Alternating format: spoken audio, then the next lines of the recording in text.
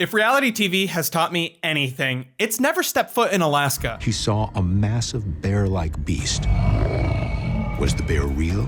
And that's not even the tip of the iceberg. There are too many shows exploring Alaska as a concentration of paranormal activity. Alaska hunting, aliens in Alaska. It's not just Alaskan Bigfoot. It's Alaskan Killer Bigfoot, Alaska Monsters, the Alaska Triangle. The titles are self-explanatory. Alaska is a scary place filled with creatures, conspiracies, and disappearances, something which the History Channel's Missing in Alaska hopes to shed light on. What causes people to go missing in Alaska? Legends say that small, malevolent creatures haunt the Alaskan wilderness. We're looking for a possibility of creatures that are like gnomes. Gnomes could be behind it. Really? Yeah, this is Billiam. I find monster hunting reality shows so much more bold than ghost hunting reality shows. Because what do you mean these guys are trekking out into the Alaskan woods with raw caribou meat to try to lure out a gnome? The archetype of the Alaskan gnome is a stout, powerful figure. They are also said to be incredibly fast. This show is one of the most insane things the History Channel has ever aired, and that's saying a lot because that channel's the home of ancient aliens. But Missing in Alaska is just the first show we're covering as we begin to deep dive into the History Channel and all of its related nonsense. Missing in Alaska stars a team of dudes investigating eyewitness accounts of strange phenomena in the mythic Alaska Triangle, which apparently contains mind control devices, an assortment of uniquely classified Bigfoot, super bears, and basically it holds the entire state of Alaska. Alaska's Bermuda Triangle gained notoriety in the 1970s when Congressman Nick Begich Sr. and U.S. House Majority Leader Hale Boggs went down in a plane, disappearing into the Alaskan Triangle. There's a lot of scary triangles in this world. The Bermuda Triangle, I know the Illuminati loves triangles.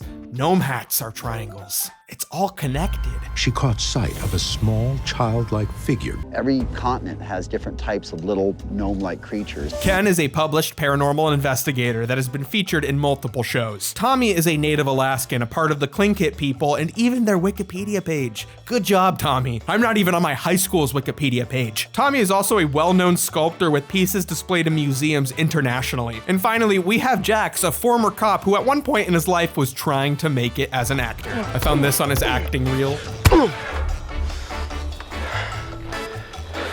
Let's get out of here. This unlikely trio teams up to investigate strange disappearances like this little girl, whose mother saw something quite gnome-like before never being seen again. Tommy identifies these gnome sightings as matching descriptions of the urchin hawk and other malicious childlike people or creatures of native folklore. They'll kidnap you or even kill you if you cross them. Ken, being a believer, takes everything and anything as evidence, twisting it to mean that the gnomes exist. Gnomes, if that's what we're going to call them, are actual flesh and blood creatures, and I'll tell you why. He explains there is scientific proof of the Alaskan gnome because there is fossil evidence of an isolated population of small humans in Indonesia. It is possible. Yeah. All right. I think that leather cowboy hat may be glued too tightly to his brain. Jax doesn't know what to think with all this talk of Alaska gnomes, so he interviews an eyewitness, a fellow keeper of the law, Dean, the nighttime security guard. And a little person throws another rock the same size. So you saw what threw it at you? Jax always looks like his brain is breaking, like he can't believe all of the stories about monsters and he can't believe that he's on this show. It looked like a little man. It's like a man-child. You saw enough of it to think that it was a possibility that it was a gnome. I can't deny the possibility of it. Everywhere else it sounds like folklore, superstition. But with Dean's testimony, the boys set up some raw caribou meat to lure in a gnome on video. And success because they catch something on camera. A figure crawls slowly to the meat before scurrying away. Oh, what is that? It could definitely be any known thing lurking in the Alaskan woods, but Ken thinks there's something unnatural about it. Actually, that kind of appears humanoid. Ken is on a holy mission to prove everything is real, except for what you've been told. With a lead, the gang goes out to check out some ice caves that a small, childlike creature could feasibly climb into. They head out on snowmobiles, and of course, Ken's leather hat remains under his helmet. He cannot remove it. It's for his own security. Exploring the caves, the gang comes across a bunch of real reasons somebody could go missing in Alaska. Make sure we don't step in any crevasses. Make sure there's not a crevasse I underneath could you. step into a crevasse and disappear, never to be seen again. Because these gnomes are supposed to be quite small, I decided to investigate a crawl space. And then Ken gets lost exploring the caves, proving you do not need a gnome to go missing in Alaska. Ken's experience in the caves is closely related to the gnome legends in Alaska. Gnomes are known to create illusions, so perhaps by not finding the gnome, they proved gnomes exist. Gnomes are known to be tricksters and mischievous. Perhaps they've been toying with us this whole time. Meanwhile, they just forget about the little girl who went missing. Obviously, Ken could have just taken a wrong turn or something, but it does make you think. I love card games and I love board games, but whenever I get the chance to play one, I'm never in the mood to take 3 hours to learn how to play a game and 5 hours to finish one. That makes today's sponsor, Doomlings, the perfect game for people like me. Doomlings is a card game as easy to set up as Uno, but with the whimsical creature-raising feeling of Digimon. It'll take 5 minutes to learn, and its fast-paced gameplay only takes about 20 to 45 minutes to play. It's the end of the world, and it's your chance to have one final victory by scoring the most points. To score, play trait cards, like this green one. Each round is called an age when a new and different rule is introduced, like banning green trait cards. Gotta rethink my strategy. Hidden in the ages are catastrophe cards, which unleash unfavorable effects on the game. Once that third catastrophe strikes, that's it. World over, pack it up. But don't worry, look at these cuties. Such a silly and lighthearted view of the apocalypse. I hope it's like this. Doomlings supports 2 to 6 players, but it's equally as fun no matter how many people play. And it's recommended for ages 10 and up, so whether it's a family game night or you're cracking some cold ones open with the boys, Doomlings is now an essential part of game night. I love this camouflage card, this cute purple and green chameleon that says +1 for the gene pool. These guys are only available on doomlings.com. So check it out using my link below and use code Billiam for 20% off of your Doomlings. Thank you so much to Doomlings for sponsoring this video. The best potential for shows like this are to explore real folklore, with the monster hunting being a silly source of entertainment. But from what I can tell, they really dilute the real stories to work for the format. Like, there is a lot more to Torngasuk, who the show calls the Bear God.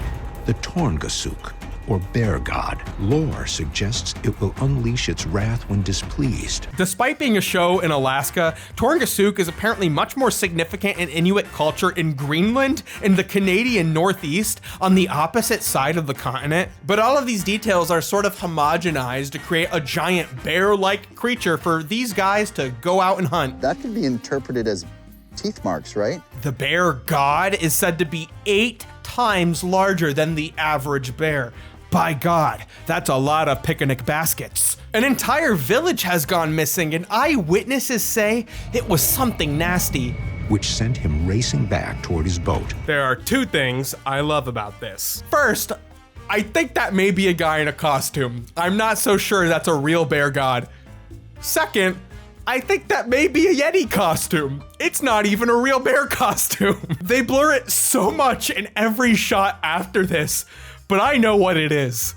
It's a Yeti. Ken tells Tommy he suspects a buried fish carcass was sacrificed to the bear god, even though Tommy insists it's just a person's meal. They even visit the zoo, where a zoologist tells them it was a halibut, a very common Alaskan fish. Yet still, Ken is convinced. Who would win, 1 bear god or 2 cans of bear spray?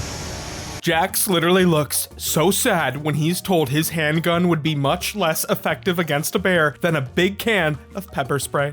It hurts him to the core. And later, he keeps his gun out anyways, ignoring the bear spray. So fellas, we have to ask, is it gay not to be mauled to death by a bear? That bear may eat you, but at least they'll find your gun in your hand in its stomach. Coming back to the village, they find their stuff has been ransacked. Someone is messing with them. What the crap, guys? This has obviously been ransacked. Jax the skeptic in shambles. At this point, I don't know what to believe. Nonetheless, Ken thinks it's best that they didn't come face to face with the bear god, who had an unclear message for the gang. By taking our food, it's trying to tell us what? Get out of here? You have no more food?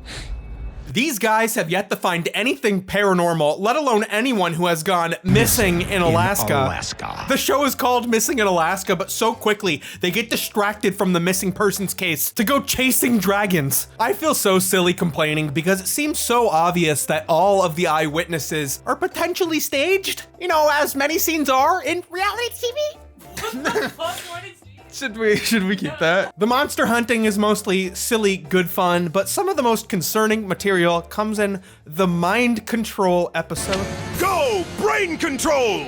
No! They raise a few important questions about the Northern Lights.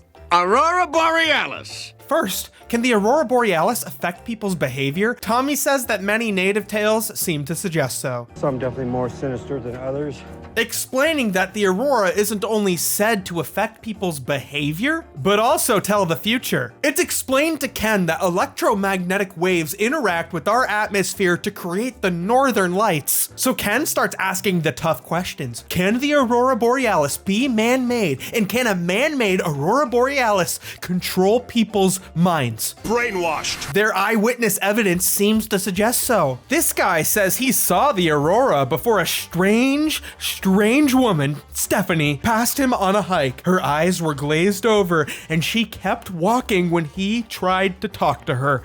Then she went missing. It must have been the Aurora Borealis controlling her mind, or perhaps she had whatever Ken's smoking. He would later describe her as looking zombified. This leads us into one of the most pervasive conspiracy theories about the Alaska Triangle. The government is using radio antennas to control people's mind. HARP is a former government research laboratory turned university research center, open to whoever can pay for it, and it has been the popular target for conspiracy. HARP stands for High Frequency Active Auroral Research Program, and the facility features 180 different radio transmitters used to research Earth's ionosphere, all for practical applications in underwater and underground sonar technology. But despite not being a classified site, it has become the center of conspiracies. And the eyewitness evidence is chilling. Another witness was in the woods and then got scared and disoriented. It was in daylight too. No Aurora Borealis to be seen, because we've moved on from that. She said she was mind controlled. She got lightheaded and had to sit for a minute and catch her breath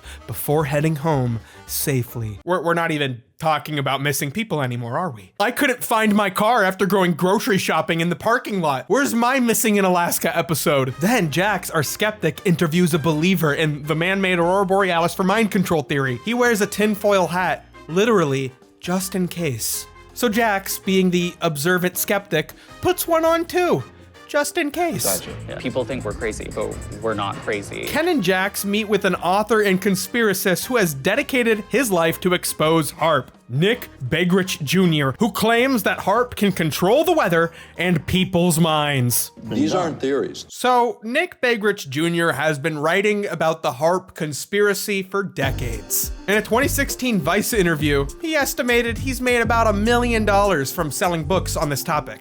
Over 20 years, probably $1 million.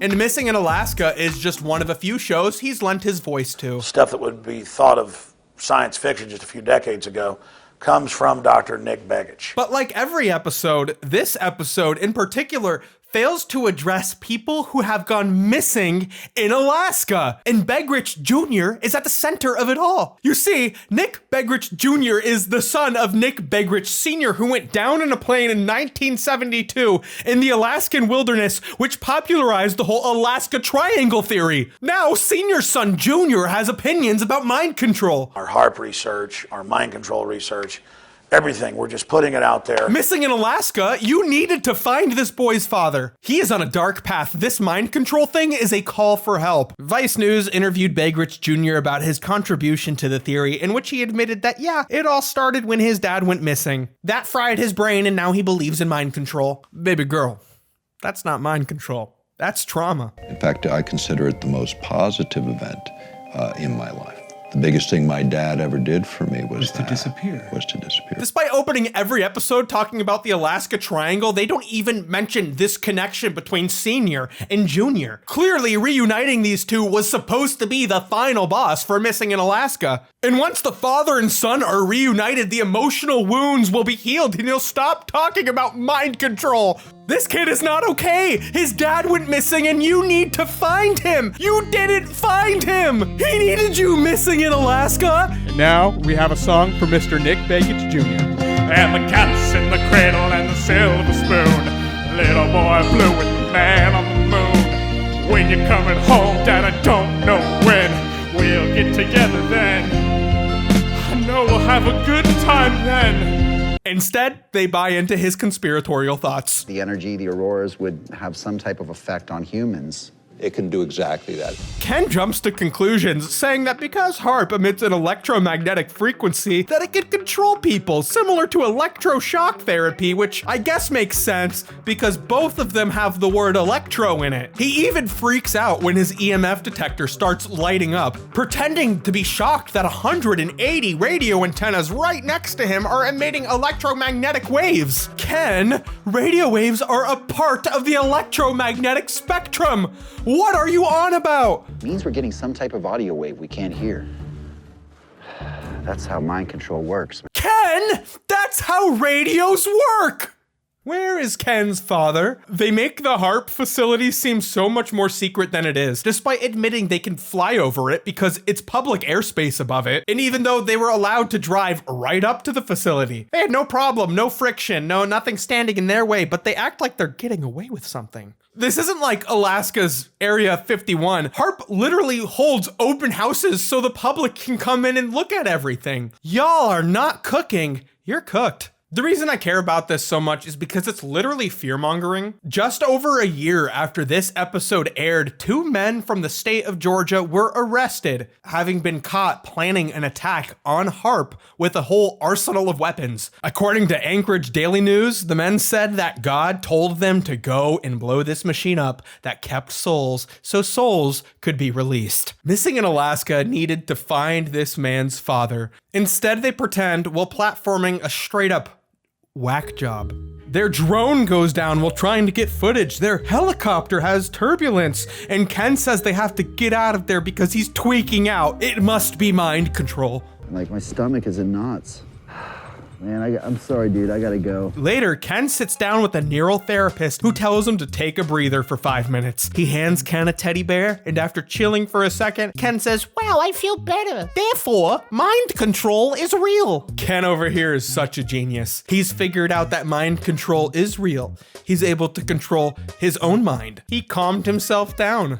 What does this mean? Missing in Alaska is just one of many insane programs that the History Channel has produced. The History Channel is a honeypot for crazy ideas. And we're just at the tip of the iceberg. So please come back next time when we're gonna deep dive into all of the shit History Channel has made up. But if you have anything similar to this that you want me to check out, please tell me below. I'm always looking for silly monster shows and ghost shows and, silly stuff. Comment below, and while we're at it, why not subscribe? See ya. Cause Dad's plane went down in 1972, and the government, they're gonna mind control you.